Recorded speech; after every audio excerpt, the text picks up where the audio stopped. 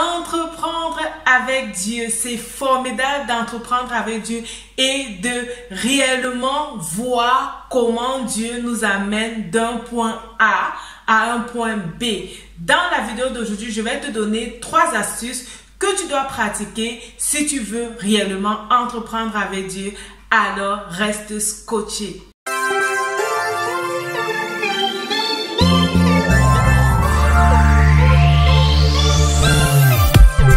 Salut, bienvenue dans cette nouvelle émission, bienvenue à quelques minutes d'encouragement. Je suis très contente que tu prennes ton temps pour regarder cette émission aujourd'hui. Je vais te donner dans cette vidéo 3 astuces que tu dois pratiquer si tu veux réellement entreprendre avec Dieu. Si tu es également parmi ceux-là qui ont décidé de ne pas se compromettre et qui veulent garder leur foi, garder leur assurance en Christ et aussi bien réussir dans l'entrepreneuriat, réussir dans le monde du business. Ok? Mais avant cela, je vais me présenter pour tous ceux-là qui sont là sur cette chaîne pour la première fois. Je suis Myriam Tapso, je suis ta motivatrice spirituelle en ligne. Sur cette chaîne, je partage avec toi les clés et les astuces qui vont te permettre de vivre une vie épanouie sur le plan financier, une vie épanouie sur le plan spirituel et une vie épanouie sur le plan familial. Si toi également, tu ne veux pas manquer les motivations, les clés et les astuces que je partage sur cette chaîne, alors abonne-toi et clique sur la cloche de notification. Comme je t'ai promis, je vais déjà te donner la première clé. La première chose que tu dois savoir si tu veux réussir dans l'entrepreneuriat avec Christ, c'est de travailler. Ok? Tu dois aimer le travail, tu dois aimer l'activité. C'est vrai que la Bible nous parle dans la Genèse du travail qui a été maudit parce que Dieu a dit à l'homme, tu dois manger à la sueur de ton front. Alors la bonne nouvelle, c'est que lorsque tu es chrétien, ton travail n'est pas maudit, ok? Parce que Christ, par sa mort, te relie à Dieu et te donne ta place originelle, la place que tu avais au départ. Et c'est pourquoi la Bible va te dire que Dieu bénit tout ce que tu fais. Dieu bénit le fruit de ton travail. Et la Bible ajoute en disant, l'activité sera ton précieux trésor. Alors, si tu veux réussir réellement dans ton entrepreneuriat, aime l'activité, aime travailler. Sois une personne qui cherche les idées, sois une personne qui a la quête de connaissances, sois une personne qui se dit, pourquoi est-ce que ça ne marche pas? Qu'est-ce que je dois faire pour que ça marche?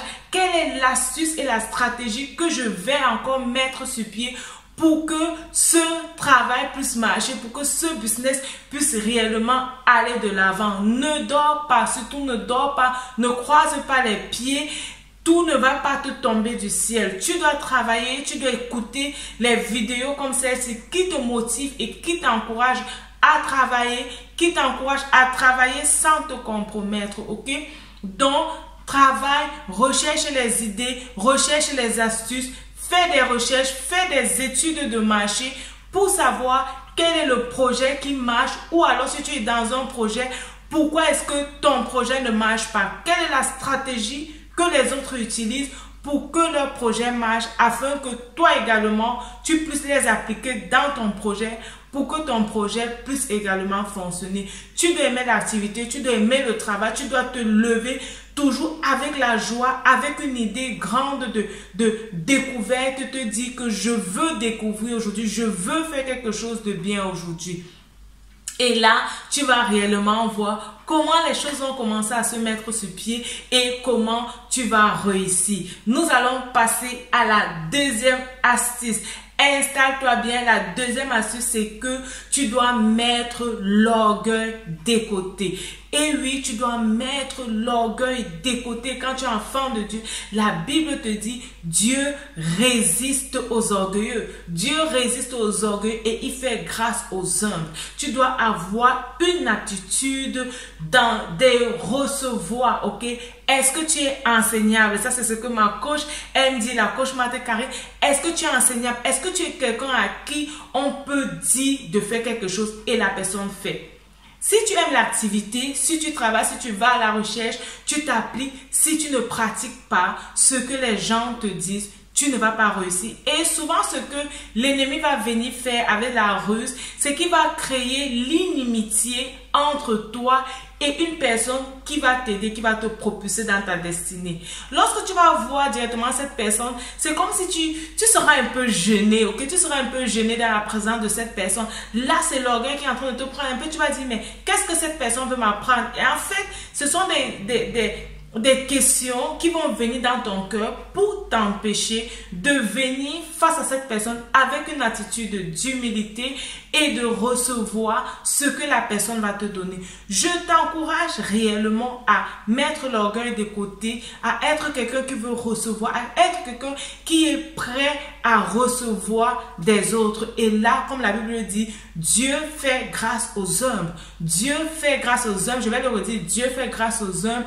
Et c'est comme ça que Dieu va t'élever dans ton domaine d'activité, dans ton secteur d'activité. Dieu va réellement te bénir et te faire grandir, aller de l'avant.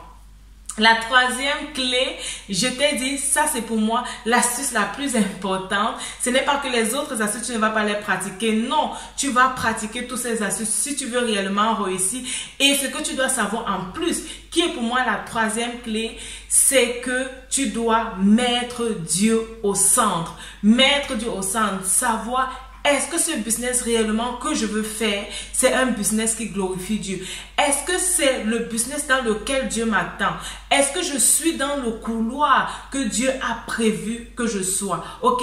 Est-ce que je suis dans la voie que Dieu a tracée pour moi? Ça, tu dois réellement tout le temps chercher à savoir, tout le temps tu dois avoir comme une remise en question, une évaluation personnelle de ton évolution et des temps dans la présence de Dieu pour réellement t'évaluer et écouter ce que Dieu te dit. La Bible te dit que Jésus croissait en sagesse et en stature devant Dieu et devant les hommes. Donc Jésus n'était pas seulement en train de briller devant Dieu, mais devant les hommes, autant pour moi, mais il brillait aussi devant Dieu. Et si tu brilles seulement devant les hommes vont t'élever, les hommes vont t'exalter, les hommes vont t'apprécier.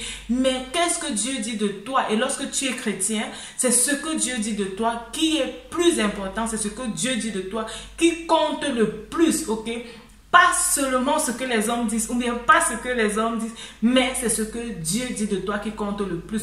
Donc tu dois rechercher la volonté de Dieu, la présence de Dieu dans ce que tu fais, appliquer les stratégies bibliques pour réussir. Appliquer les stratégies bibliques pour réussir. Je vais te laisser ici avec ces 3 astuces-là et nous allons continuer à parler de ce thème. Comment même connaître qu'on est dans le plan de Dieu dans une activité. Ça, c'est une vidéo que je prévois faire. Si tu veux, si tu penses que cette vidéo doit réellement t'aider, mets-moi en commentaire et je serai ravie de publier cette vidéo-là. Rappelle-toi, ta vie c'est un don de Dieu et la façon dont tu la vis c'est un don que tu fais à Dieu. Que Dieu te bénisse, que Dieu bénisse le travail de tes mains, que Dieu bénisse ton entreprise, que Dieu étende tes limites, que Dieu élargisse tes voies, que Dieu augmente ta visibilité, ok, qui te propulse à un autre niveau afin que réellement tu puisses réussir. À la prochaine, bye bye.